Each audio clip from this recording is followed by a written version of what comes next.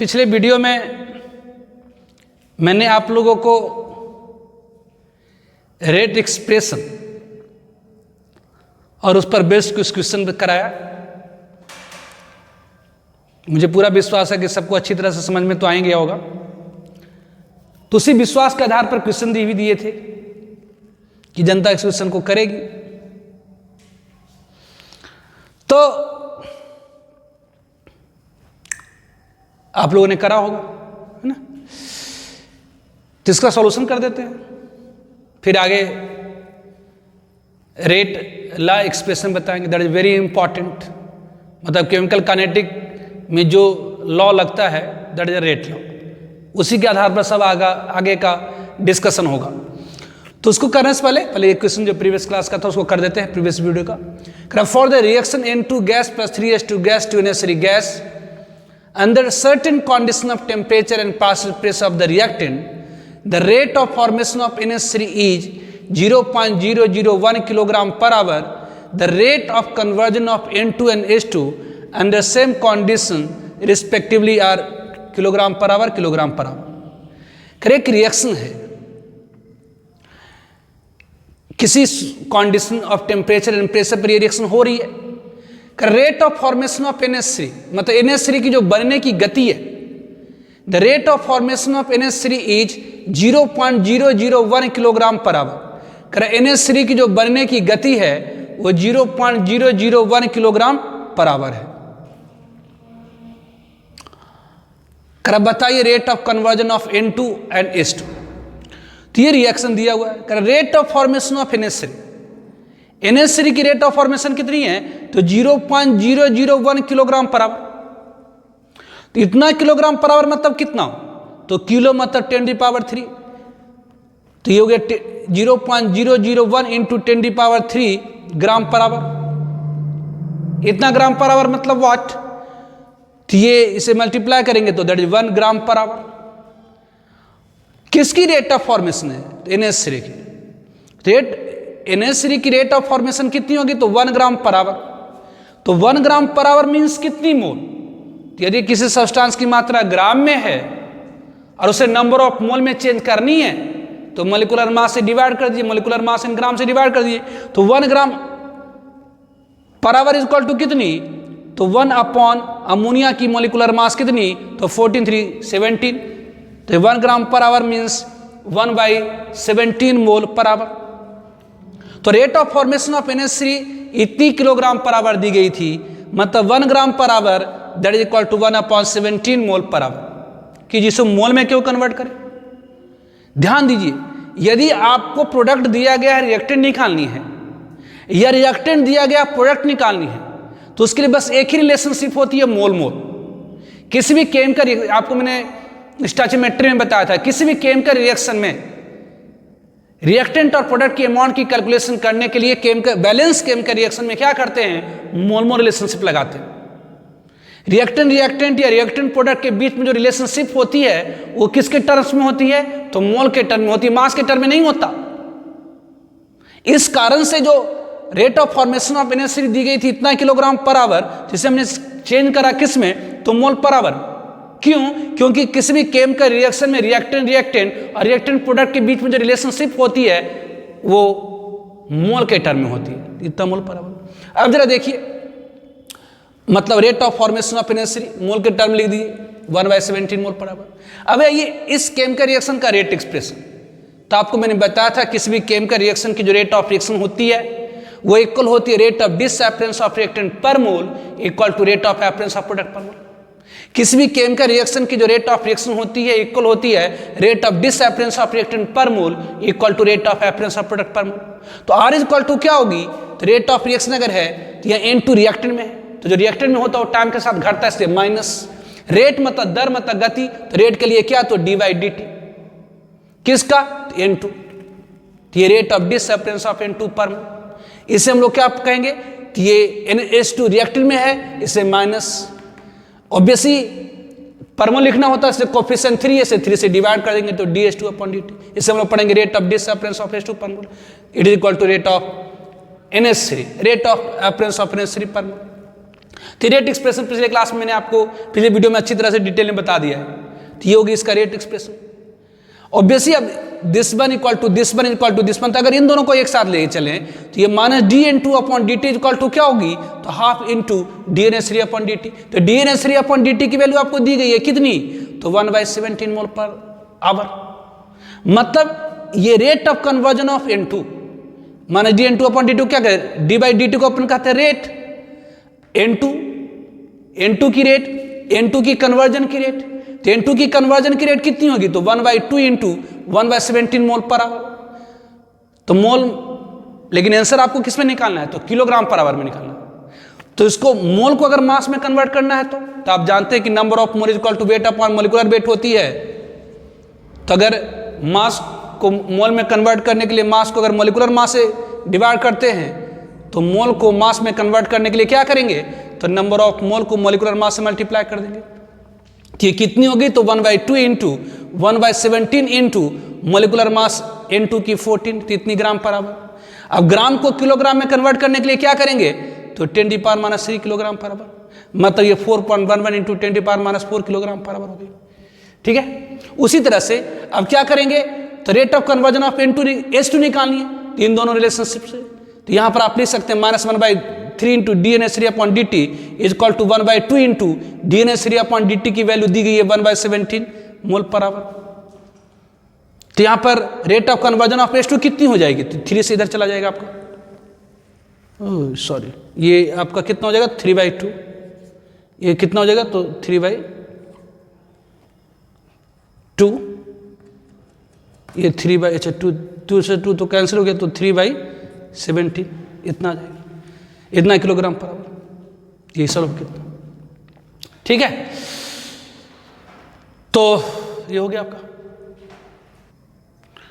Now rate law, rate मतलब दर, गति, law मतलब नियम। रासायनिक अभिक्रिया किसी नियम के अनुसार चलता है, जैसे मोशन का लॉ है ना, न्यूटन्स लॉ ऑफ मोशन, उसी तरह से रासायनिक अभिक्रिया की गति के लिए भी क्या है, तो लॉ है। तो रेट लॉ, रेट मतलब केमिकल रिएक्शन की रेट, रासायनिक अभिक्रिया की दर, रासायनिक अभिक्रिया की गति, रिएक्टेंट की प्रोडक्ट की तरफ जाने की गति। लॉ मतलब नियम। तो रासायनिक अभिक्रिया की गति के नियम, रासायनिक अभिक्रिया में रिएक्टेंट की प्रोडक्ट की तरफ जाने की गति का नियम, रासायनिक अभिक्रिया में रिएक्टेंट की प्रोडक्ट की तरफ जाने की गति के नियम ही क्या है, तो रेट लॉ है। किसी भी रासायनिक अभिक्रिया में रिएक्टेंट जब प्रोडक्ट में कन्वर्ट होता है तो एक नियम को पालन करता है, उसी नियम को हम क्या कहेंगे, तो रेट लॉ। तो according to rate law, rate law के अनुसार at given temperature, at constant temperature, at fixed temperature, rate of reaction will be directly proportional to concentration of reactant अथवा partial pressure of gases reactant. अगर reactant आपका gases state में है तो concentration के जगह पर आप पार्शियल प्रेशर लेंगे। ध्यान रखें, कॉन्सेंट्रेशन का मतलब मैंने आपको बताया कि अभी क्या लेनी है, मोलरिटी। जब तक कुछ मेंशन नहीं किया जाए, कॉन्सेंट्रेशन का मतलब क्या, तो मोलरिटी मतलब मोल पर लीटर। तो रेट लॉ के अनुसार किसी भी केमिकल रिएक्शन की जो गति होती है, जो रासायनिक अभिक्रिया में रिएक्टेंट की प्रोडक्ट की तरफ जाने की गति होती है, वो सीधी समानुपाती होती है कॉन्सेंट्रेशन ऑफ रिएक्टेंट और अथवा partial pressure of gases reactant with each term raised by some power, जिसमें प्रत्येक टर्म में कुछ ना कुछ पावर होंगी। The raise power is called order of reaction. Raise power को क्या कहा जाता है, ऑर्डर ऑफ रिएक्शन। तो ऑब्वियसली रेट लॉ के अनुसार, रेट लॉ मतलब रासायनिक अभिक्रिया की गति का नियम। किसी भी रासायनिक अभिक्रिया में जब रिएक्टेंट कन्वर्ट होकर के प्रोडक्ट में जाता है तो एक नियम का पालन करता है, वही है रेट लॉ। तो according to rate law, rate law के अनुसार, अकॉर्डिंग टू रेट लॉ, रासायनिक अभिक्रिया के गति के नियम के अनुसार एट गिवन टेम्परेचर मतलब fix temperature, constant temperature, at given temperature मतलब fix temperature, constant temperature, at given temperature rate of reaction जो रासायनिक अभिक्रिया की गति होगी, रासायनिक अभिक्रिया की जो दर होगी, रिएक्टेंट की प्रोडक्ट की तरफ जाने की जो गति होगी, तो at given temperature rate of reaction will be directly proportional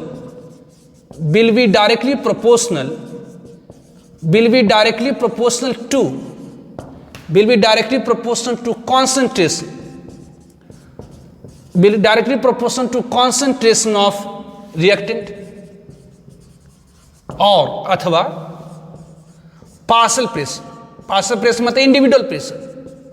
partial pressure मतलब क्या होता है? Partial pressure of gases reactant. अगर रिएक्टेंट गैसेस स्टेट में है तो कॉन्सेंट्रेशन के जगह पर पार्शियल प्रेशर भी ले सकते हैं।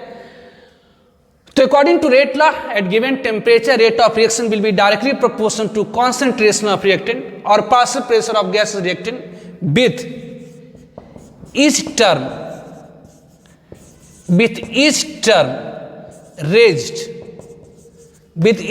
raised by some power, जिसमें प्रत्येक टर्म की कुछ पावर होगी। The raised power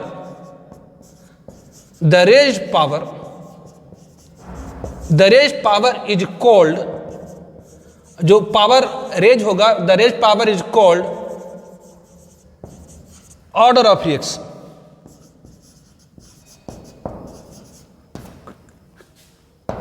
rate law के अनुसार रासायनिक अभिक्रिया की गति का नियम कहता है कि गिवन टेम्परेचर पर, कांस्टेंट टेम्परेचर पर, फिक्स टेम्परेचर पर, तो अकॉर्डिंग टू रेट लॉ के अनुसार at given temperature, at constant temperature, at fix temperature, rate of reaction will be directly proportional to concentration of reactant.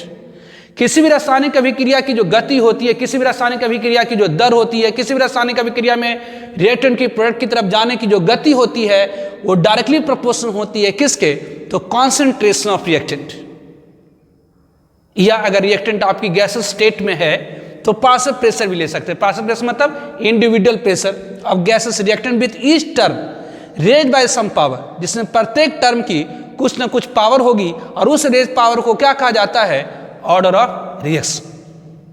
जैसे यदि हम लोग कंसीडर करें, बी कंसीडर केमिकल रिएक्शन, जैसे हम लोग कंसीडर करें केमिकल रिएक्शन, सपोज मान लेते कोई केमिकल रिएक्शन है A plus b B plus c C giving us products. मान लेते हैं कि ये कोई chemical reaction A plus b B giving us A plus b B plus c C giving us product, जहां पर capital A capital B reactant है, capital A capital B capital C reactants है, और small A small B stoichiometric, small A stoichiometric coefficient of A है, small B stoichiometric coefficient of B है, and small C stoichiometric coefficient of C है। तो हम लोगों ने consider कर रखी है a chemical reaction what A plus b B plus c C giving us product, जिसमें capital A capital B capital C are the reactants and small a small b and small c are the stoichiometric coefficients of A, B and C. Then according to rate law, then according to rate law, then according to rate law, according to rate law, then according to rate law, rate law के अनुसार रासायनिक अभिक्रिया की गति का जो नियम कहता है, अकॉर्डिंग टू रेट लॉ, जो रेट ऑफ रिएक्शन होगी वह डायरेक्टली प्रोपोर्शनल होगी। Rate of reaction directly proportional होगी किसके? तो concentration of reactant A to some power, कोई पावर अल्फा होगा। अब अल्फा की वैल्यू कैसे आती है? तो एक्सपेरिमेंटली आती है, there is no theoretical approach. Alpha की वैल्यू कैसे आएगा? एक्सपेरिमेंटली, मतलब कुछ एक्सपेरिमेंट करके डेटा जुटाइए, कुछ आंकड़े जुटाइए, उस आंकड़ों के आधार पर आप अल्फा की वैल्यू निकाल सकते हैं। तो obviously rate of reaction will be directly proportional to concentration of reactant A, या गैसेस रिएक्टेंट होगा तो पार्शियल प्रेशर भी ले सकते हैं, यदि गैसेस रिएक्टेंट होगा तो आप पार्शियल प्रेशर भी ले सकते हैं। तो rate of reaction directly proportional होगा किसके? तो concentration of reactant A to some power, concentration of reactant B, concentration of reactant B इसके ऊपर सम पावर बीटा, उस तरह से कॉन्सेंट्रेशन ऑफ रिएक्टेंट सी इसके ऊपर सम गामा। तो अकॉर्डिंग टू रेट लॉ रासायनिक अभिक्रिया की गति का नियम कहता है कि किसी भी केमिकल रिएक्शन की जो रेट ऑफ रिएक्शन होगी वो डायरेक्टली प्रोपोर्शनल होगी concentration of reactant A to some power, मान लेते हैं alpha, concentration of reactant B to some power beta, concentration of reactant C to the power some gamma gamma. अब ये जी partial pressure ले सकते हो ऑब्वियसली आर डायरेक्टली प्रोपोर्शनल आप कह सकते हैं partial pressure of A to the power alpha, partial pressure अगर गैसेस रिएक्टेंट होगा तब। इसे जनरली हम इसे बार बार नहीं लिखते क्योंकि इसके लिए कंडीशन है कि ये तभी लिख सकते हैं जब आपका रिएक्टेंट क्या हो, गैसेस स्टेट में हो। ये तभी तो rate of reaction directly proportional होगी P A to the power alpha, P B to the power beta and partial pressure of C to the power gamma, this one. लेकिन ये तभी लिख पाते जब किस में हो, तो रिएक्टेंट गैसेस स्टेट में हो, तभी लिख पाएंगे इसको, ठीक है। तो जनरली हम लोग ज्यादातर क्या करते हैं, ये ऑब्वियसली ये किसके लिए होगा, तो फॉर गैसेस रिएक्टेंट। ये किसके लिए होगा, फॉर गैसेस रिएक्टेंट। ये किसके लिए किया जाता है, फॉर गैसेस रिएक्टेंट। लेकिन जनरली हम लोग क्या यूज करते हैं, ये सबके लिए होगा, चाहे गैसेस हो चाहे सॉल्यूशन में हो रिएक्टेंट, ठीक है। तो जनरली हम लोग इसी यूज करते हैं। तो अकॉर्डिंग टू रेटला के अनुसार at given temperature constant temperature rate of reaction will be directly proportional to concentration of reactant or partial pressure of gases reactant with each term raised by some power. The raised power is called order of reaction। मतलब इसको हम alpha, अगर ये chemical reaction है A plus B B plus C giving us product, यदि ये chemical reaction है तो रेट लॉ के अनुसार जो रेट ऑफ रिएक्शन होगी वो डायरेक्टली प्रोपोर्शनल होगी A to the power alpha, B to the power beta, C to the power gamma. यदि आपका रिएक्टेंट गैसेस स्टेट में है तो आप ये भी लिख सकते हैं, मतलब rate of reaction directly proportional partial pressure of A to the power alpha, partial pressure of B to the power beta, partial pressure of C to the power gamma. लेकिन ये तभी लिख सकते हैं जब आपकी रिएक्टेंट क्या हो, गैस स्टेट में हो। मतलब यहाँ पर एक कंडीशन है, ये जनरल है, मतलब rate of reaction will directly proportional to concentration of reactant A to the power alpha, B to the power beta और C to the power gamma. जहां पर alpha, where alpha is the power of concentration of reactant A, जहां पर alpha क्या है तो power of concentration of reactant A है, कहलाता है order of reaction with respect to A. जहां पर अल्फा क्या है तो power of concentration of reactant A, कहलाता क्या तो order of reaction with respect to A. Beta is the power of concentration of reactant B, कहलाता है order of reaction with respect to B. And gamma is the power of concentration of reactant C, कहलाता है order of reaction with respect to C. तो alpha is the power of concentration of reactant A called order of reaction with respect to A, beta is the power of concentration of reactant B called order of reaction with respect to B, and gamma is the power of concentration of reactant C called order of reaction with respect to C. लेकिन order of reaction के बारे में ध्यान रखना है कि order of reaction determine experimentally, जो order of reaction होती है वो डिटरमाइन होती है एक्सपेरिमेंटली। मतलब आप एक्सपेरिमेंट केमिकल रिएक्शन के लिए परफॉर्म करिए, उसे डेटा आप निकालिए और उस डेटा के आधार पर आप ऑर्डर ऑफ रिएक्शन निकालिए। हम लोग निकालेंगे भी आगे, दिए गए एक्सपेरिमेंटल डेटा के आधार पर रिएक्शन की ऑर्डर ऑफ रिएक्शन हम लोग निकालेंगे। अब क्वेश्चन पूछे जाते, खूब पूछे जाते, जेई मेन हो, एडवांस हो, नीट हो, हर जगह पूछा जाता हो। तो ऑब्वियसली तो note about order of reaction, order of reaction के बारे में ध्यान रखना है कि order of reaction determine experimentally, order of reaction determine होता है एक्सपेरिमेंटली। ऑर्डर ऑफ रिएक्शन की वैल्यू जीरो भी आ सकती है, फ्रैक्शन भी आ सकता है, निगेटिव भी आ सकता है। ऑर्डर ऑफ रिएक्शन में भी जीरो, फ्रैक्शन और negative. Order of reaction in stoichiometric coefficient, ध्यान दीजिए, ये स्टोइचोमेट्रिक कोएफिशिएंट, ये स्टोइचोमेट्रिक कोएफिशिएंट क्या होती है तो numeral which is used to balance a chemical reaction. किसी भी रासायनिक अभिक्रिया में रिएक्टेंट एंड प्रोडक्ट में एटमों को बराबर करने के लिए जो कोएफिशिएंट्स यूज करते हैं दैट इज कॉल्ड स्टोइचोमेट्रिक कोएफिशिएंट्स। तो ये ऑर्डर ऑफ रिएक्शन और स्टोइचोमेट्रिक कोएफिशिएंट, मतलब स्मॉल ए और अल्फा में कोई रिलेशनशिप नहीं है, ये स्मॉल बी और बीटा में कोई रिलेशनशिप नहीं है, स्मॉल सी और गामा कोई रिलेशनशिप नहीं है। इट मे और मे नॉट बी इक्वल, ये आपस में बराबर हो भी सकती हैं और हो भी नहीं सकती है। तो order of reaction and stoichiometric coefficient have no relation, it may और मे नॉट बी इक्वल, ये आपस में बराबर हो भी सकती हैं और बराबर नहीं भी हो सकती है। तो order of reaction and stoichiometric coefficient have no relation, it may और may not be equal. Overall order of reaction, reaction इस रिएक्शन की जो ओवरऑल ऑर्डर ऑफ रिएक्शन होगी वो इक्वल होगी sum of power of concentration term in rate law expression. ये rate law expression कहलाएगा आपका। और इसमें जो पावर है ये alpha plus beta plus gamma, मतलब सारे सभी के पावर को जोड़ दीजिए, that is alpha plus beta plus gamma, that is called overall order of reaction.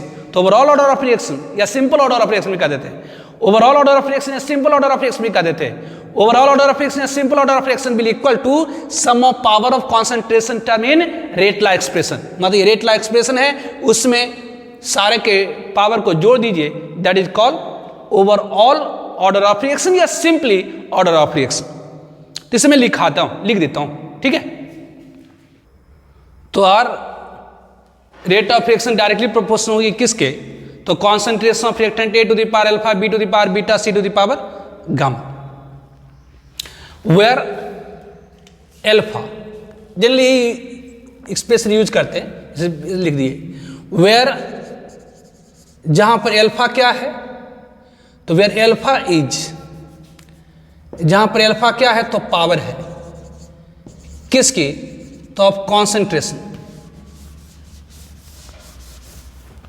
Where alpha is power, alpha is power of concentration of reactant A called order of reaction with respect to A, and beta is power of concentration of reactant B called order of reaction with respect to B, and gamma is the power of concentration of reactant C. Gamma is power of concentration of reactant C called order of reaction with respect to C.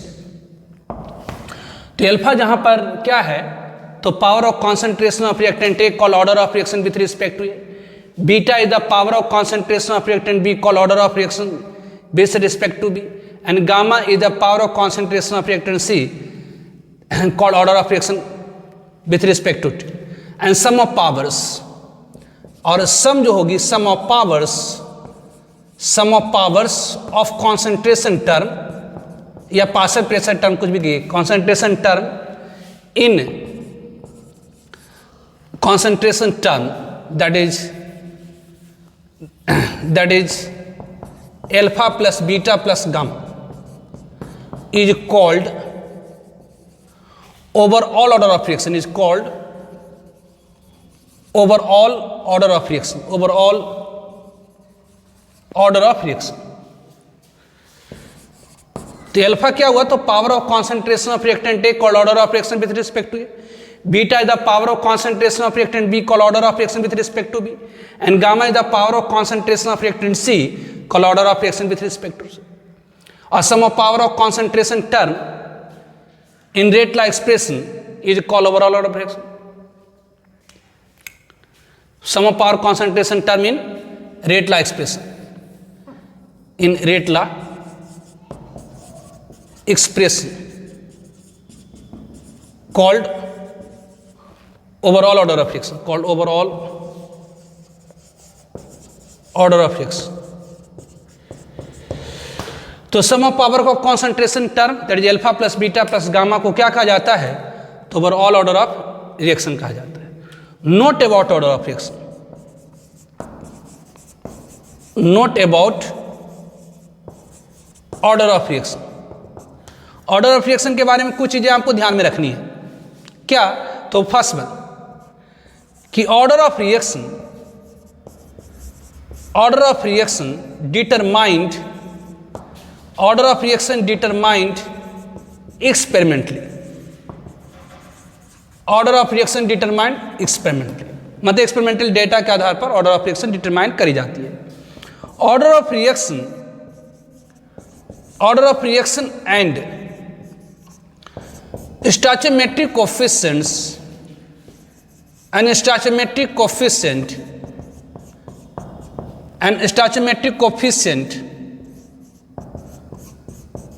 stoichiometric coefficient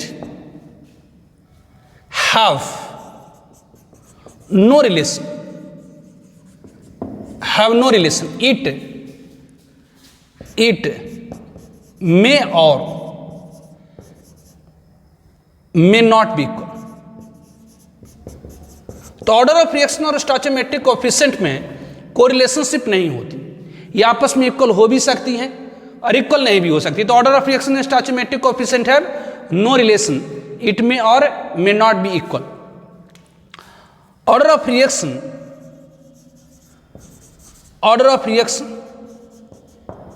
may be 0, fraction और negative. Order of reaction 0 भी हो सकता है, fraction भी हो सकता है और नेगेटिव, क्योंकि ये डिटरमाइंड होता है एक्सपेरिमेंटली. तो ऑर्डर ऑफ रिएक्शन में भी 0, फ्रैक्शन और नेगेटिव, क्योंकि ये डिटरमाइंड होता है एक्सपेरिमेंटली. तो ध्यान रखेंगे, order of reaction determined experimentally. Order of reaction stoichiometric coefficient have no relation, it may और may not be equal. Order of reaction determined, order of reaction में भी 0, फ्रैक्शन और नेगेटिव. ठीक है. Now since rate of reaction directly proportional to concentration of A to the power alpha, concentration of B to the power beta, concentration of C to the power gamma. यदि proportionality को अगर हम लोग हटाएं तो that is equal to K into concentration of A to the power alpha, concentration of B to the power beta and concentration of C to the power gamma. where जहां पर K क्या है, तो K is the proportionality constant. K जहां पर क्या है, तो प्रोपोर्शनलिटी कांस्टेंट है, कहलाता क्या, it is called, K is the proportionality constant called rate constant और velocity constant, called rate constant. And the expression ये R is equal to K into A to the power alpha, B to the power beta, C to the power gamma, ये कहलाएगा क्या, तो it is called rate law expression. इसे हम लोग क्या कहेंगे, तो रेट लॉ, रासायनिक अभिक्रिया की गति का नियम का एक्सप्रेशन. तो कोई भी केमिकल रिएक्शन में से लगा दिया, R is equal to K into A to the power alpha, B to the power beta, C to the power gamma, जहां पर alpha is the power of concentration of reactant A called order of reaction with respect to A, beta is the order of reaction with respect to B and gamma is the order of reaction with respect to C. and K is the proportionality constant called rate constant. ध्यान रखें, note about rate constant. जैसा नाम में ये constant value होती है, तो जो वैल्यू ऑफ रेट कांस्टेंट होती है वो फिक्स होती है फिक्स टेम्परेचर पर. टेम्परेचर अगर आपने फिक्स रखा है तो रेट कांस्टेंट की वैल्यू फिक्स होती है. तो value of rate constant do not get affected by change in concentration, pressure or temperature, change in concentration, pressure or volume. तो note about rate constant, जो वैल्यू ऑफ रेट कांस्टेंट होती है, value of rate constant depends only depend on temperature, only depend on temperature. और आप आगे पढ़ेंगे activation energy.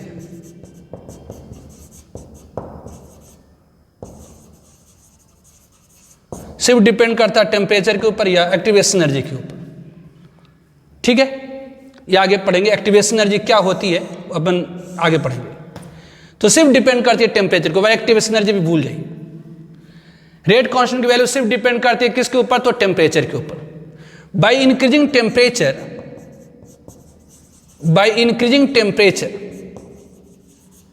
Temperature जब बढ़ाएंगे तो वैल्यू ऑफ रेट कांस्टेंट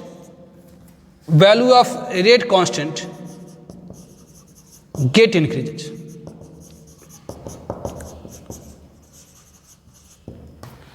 तो value of rate constant only depend on temperature या एक्टिवेशन एनर्जी. एक्टिवेशन एनर्जी क्या होता है आप आगे पढ़ेंगे. अगर आप टेम्परेचर बढ़ाएंगे बाय इंक्रीजिंग टेम्परेचर बढ़ाने से जो वैल्यू ऑफ रेट कांस्टेंट होती है वो इंक्रीज हो जाती है. और इसके अलावा कुछ भी करते रहिए रिएक्शन, इसके अलावा कुछ भी करते रहिए रिएक्शन, रेट कांस्टेंट की वैल्यू चेंज नहीं होगी. तो value of rate constant, value of rate constant do not get affected, नहीं प्रभावित होती, get affected by change in concentration, by change in concentration, pressure, volume, catalyst etcetera, it is. तो value of rate constant नहीं प्रभावित होती है किससे? Change in concentration, pressure, volume etcetera से। तो यदि प्रोपोर्शनलिटी को हमने हटाया तो एक कांस्टेंट आई जिसे हम रेट कांस्टेंट कहते हैं। ध्यान रखें, रेट कांस्टेंट के वैल्यू, जो वैल्यू ऑफ रेट कांस्टेंट है सिर्फ डिपेंड करता है टेम्परेचर के ऊपर। एट कांस्टेंट टेम्परेचर जो रेट कांस्टेंट की वैल्यू होगी वो फिक्स होगी। Eight constant temperature rate constant की वैल्यू क्या होगी? तो फिक्स होगी। By increasing temperature value of rate constant gate increase. तो फिक्स टेम्परेचर पर रेट कांस्टेंट की वैल्यू फिक्स होती है। फिक्स टेम्परेचर पर रेट कांस्टेंट की वैल्यू फिक्स होती है। यदि आप टेम्परेचर को इंक्रीज करेंगे तो रेट कांस्टेंट की वैल्यू इंक्रीज करेंगे। तो value of rate constant do not get affected by change in concentration, pressure और वॉल्यूम। रेट कांस्टेंट की वैल्यू नहीं प्रभावित होती है अगर कॉन्सेंट्रेशन चेंज करिए, प्रेशर चेंज करिए, वॉल्यूम चेंज करिए। तो ध्यान रखिएगा ये फिक्स वैल्यू होता है। इसको चेंज, अगर रेट कांस्टेंट चेंज करना तो सिर्फ तभी चेंज होगा जब रिएक्शन का टेम्परेचर चेंज होगा। ठीक है, क्योंकि एक्टिवेशन एनर्जी भी क्या होती है? रिएक्शन की फिक्स ही होती है। एक्टिवेशन एनर्जी भी रिएक्शन की क्या होती है? तो फिक्स ही होती है। मतलब एक तरह से कहिए कि हर केमिकल रिएक्शन का एक्टिवेशन एनर्जी फिक्स ही है। तो किसी भी केमिकल रिएक्शन का रेट कांस्टेंट चेंज करना तो सिर्फ और सिर्फ आपको क्या करना है? टेम्परेचर चेंज करना। अगर टेम्परेचर चेंज नहीं करे, बाकी सब कुछ चेंज कर दें, तो रेट कांस्टेंट की वैल्यू चेंज नहीं होगी।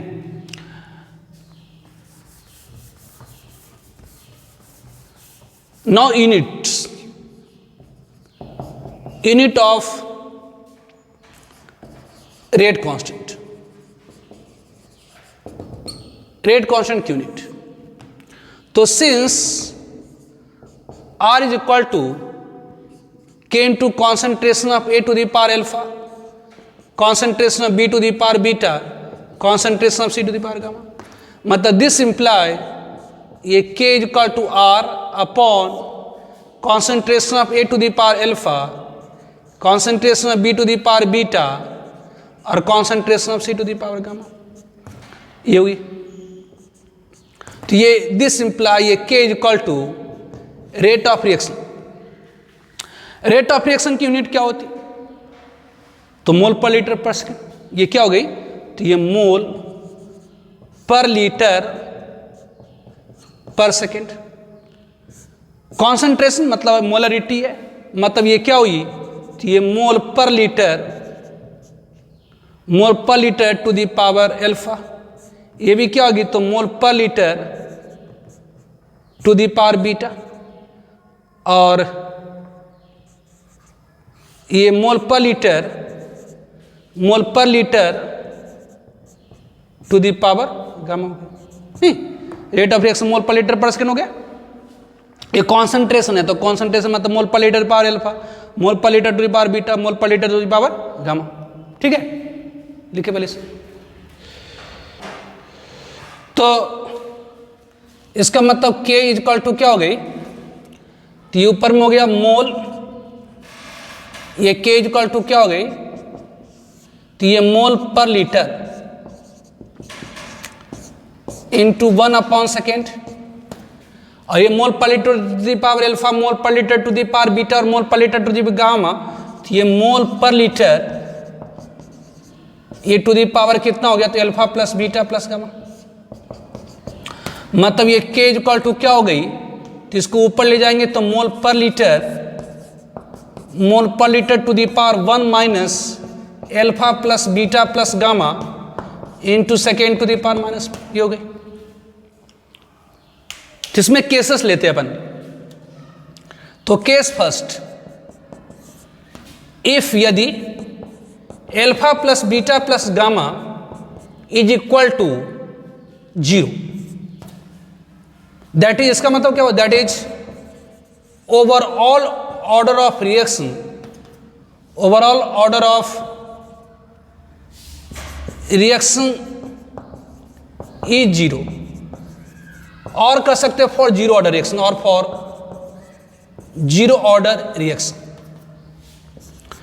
तो जीरो ऑर्डर रिएक्शन के लिए क्या हो जाएंगी, तो K इक्वल टू यहां पर alpha plus plus beta plus gamma equal to क्या पुट कर दीजिए, तो ये जीरो, तो ये रेट कांस्टेंट की यूनिट क्या हो जाएगी, तो मोल पर लीटर पर सेकेंड, मतलब मोल पर लीटर पर सेकेंड। तो यदि alpha plus beta plus gamma की वैल्यू जीरो है, मतलब overall order of reaction zero है, या जीरो ऑर्डर रिएक्शन के लिए मोल पर लीटर पर, जीरो ऑर्डर रिएक्शन के लिए रेट कांस्टेंट की यूनिट क्या हो जाएगी, तो मोल पर लीटर पर सेकेंड। तो ये ध्यान रखेंगे कि कहीं पर केमिकल रिएक्शन में सिर्फ रेट कांस्टेंट की यूनिट अगर दिया हुआ है मोल पर लीटर पर सेकेंड, तो उससे भी आप पहचान जाएंगे कि दिया हुआ रिएक्शन किस ऑर्डर का है, तो जीरो। जैसे अगर कहीं पर कह दे कि ए से भी कोई केमिकल रिएक्शन है जिसका रेट कांस्टेंट की वैल्यू 0.5 मोल पर लीटर पर सेकेंड है, मोल पर लीटर पर सेकेंड है, अगर ये लिख दिया आपको, तो जैसे ही आपने यूनिट देखा कि रेट कांस्टेंट की यूनिट मोल पर लीटर पर सेकेंड है, इसका मतलब समझ जाएं कि ये दिया हुआ रिएक्शन किस ऑर्डर की है, तो जीरो ऑर्डर की है। तो यूनिट से भी हम डायरेक्ट ऑर्डर ऑफ रिएक्शन को पता कर लेते हैं, इसीलिए हमें याद रखना होता है क्या, तो रेट कांस्टेंट की यूनिट जीरो ऑर्डर रिएक्शन के लिए क्या होती है, तो मोल पर लीटर पर सेकेंड, या मोल पर लीटर पर सेकेंड रहे या मोल पर लीटर पर आवर रहे। तो ध्यान रखेंगे इससे कि जीरो ऑर्डर रिएक्शन की रेट कांस्टेंट की यूनिट कितनी क्या होती है, तो मोल पर लीटर पर सेकेंड होती है। नौ केस सेकेंड में, सेकेंड केस में, केस सेकेंड, इफ यदि alpha plus beta plus gamma is equal to 1, that is overall order of reaction is 1, और फॉर फर्स्ट ऑर्डर रिएक्शन, और इसे कहते हैं फॉर फर्स्ट ऑर्डर रिएक्शन। तो यदि alpha plus beta plus gamma की value 1 है, मतलब ओवरऑल ऑर्डर ऑफ रिएक्शन 1 है, मतलब फर्स्ट ऑर्डर रिएक्शन के लिए। तो यदि alpha plus beta plus gamma की वैल्यू 1 है, मतलब ओवरऑल ऑर्डर ऑफ रिएक्शन 1 है, या कि फॉर फर्स्ट ऑर्डर रिएक्शन, तो अगर यहाँ alpha plus beta plus gamma की वैल्यू अगर 1 पुट कर दें, तो ये 1 - 1 मतलब जीरो, मतलब ये टर्म आपकी डिस्ट्रॉय हो जाएंगी, मतलब सिंपली रेट कांस्टेंट की वैल्यू, रेट कांस्टेंट की यूनिट क्या हो जाएंगी, पर सेकेंड हो जाएगा। पर सेकेंड कहिए या पर आवर कहिए या पर मिनट कहिए, मतलब डायमेंशन T⁻⁻1 हो जाएंगे, डायमेंशन T⁻⁻1 हो जाएगी सिंपल। तो फर्स्ट ऑर्डर रिएक्शन के लिए जो रेट कांस्टेंट की यूनिट होती है, पर सेकेंड कहिए या पर आवर कहिए या पर मिनट कहिए या पर डे कहिए या पर ईयर कहिए, कुछ भी हो सकता है, मतलब डायमेंशन T⁻⁻1। तो यूनिट से भी जस्ट मैं आपको बता रहा था कि अगर सपोज ए से बी है, अगर कहते इसका रेट कांस्टेंट की वैल्यू 0.5 पर मिनट है, तो यूनिट देखिए पर मिनट है, इसका मतलब ये रिएक्शन किस ऑर्डर की है, तो फर्स्ट ऑर्डर की है। तो ऑब्वियसली यूनिट से भी आप बता सकते हैं कि दिया हुआ रिएक्शन किस ऑर्डर का है। तो ध्यान रखेंगे जीरो ऑर्डर रिएक्शन की जो रेट कांस्टेंट की यूनिट होती है मोल पर लीटर पर सेकेंड, फर्स्ट ऑर्डर की होती है सिंपल पर सेकेंड, मतलब डायमेंशन जो होगा इसका सिंपल, इसकी जो डायमेंशन हो जाएगी क्या, तो T⁻⁻⁻ में हो जाएगी। ठीक है, नौ केस थर्ड में, नौ केस थर्ड में, इफ यदि alpha plus beta plus gamma equal to 2, यदि alpha plus beta plus gamma की वैल्यू 2 है, that is overall order of reaction is 2, और फॉर सेकेंड ऑर्डर रिएक्शन, तो second order reaction के लिए क्या हो जाएंगे, तो यहां alpha plus beta plus gamma की वैल्यू 2 पुट कर दीजिए, तो ये 1 - 2, तो 1 - 2 मतलब -1, मतलब रेट कांस्टेंट की यूनिट क्या हो जाएंगी, तो पर मोल नीचे ले जाएगा तो हो जाएगा लीटर पर सेकेंड हो जाएगा। दिस, तो ये कम से कम याद रखना होता है। उसमें स्पेशली जीरो ऑर्डर और फर्स्ट ऑर्डर का रेट कांस्टेंट यूनिट तो आपको याद ही रखना होगा, इसमें तो कोई उपाय नहीं है। तो याद रखना सिंपल है जी। रेट कांस्टेंट जीरो रिएक्शन की जो रेट कांस्टेंट की यूनिट होती है वो सिंपल रेट ऑफ रिएक्शन के बराबर होती है। रेट ऑफ रिएक्शन की भी यूनिट क्या होती है? तो मोल पर लीटर पर सेकेंड। रेट ऑफ रिएक्शन की यूनिट भी क्या होती है? तो मोल पर लीटर पर सेकेंड। रेट ऑफ रिएक्शन की यूनिट क्या होती है? तो मोल पर लीटर पर सेकेंड। तो जीरो ऑर्डर रिएक्शन का जो रेट कांस्टेंट की यूनिट होती है वो क्या? तो रेट ऑफ रिएक्शन के बराबर होती है, मतलब मोल पर लीटर पर सेकेंड। फर्स्ट ऑर्डर रिएक्शन की जो रेट कांस्टेंट की यूनिट होती है पर सेकेंड, और सेकेंड ऑर्डर की क्या होती है? तो पर मोल लीटर पर सेकेंड। तो इसे याद रखना होता है। तो ये हुआ क्या? तो rate law expression, order of reaction और रेट कांस्टेंट की डिफरेंट यूनिट्स, ये हुई। तो आज अपन रहने देंगे, नेक्स्ट क्लास में मतलब नेक्स्ट वीडियोज में इस पर बेस्ड कुछ क्वेश्चंस कराएंगे, फिर आगे एलिमेंट्री रिएक्शन, कॉम्प्लेक्स रिएक्शन और सारी चीज़ें डिस्कस करेंगे। ठीक है, तो आज रहने देते हैं। ओके।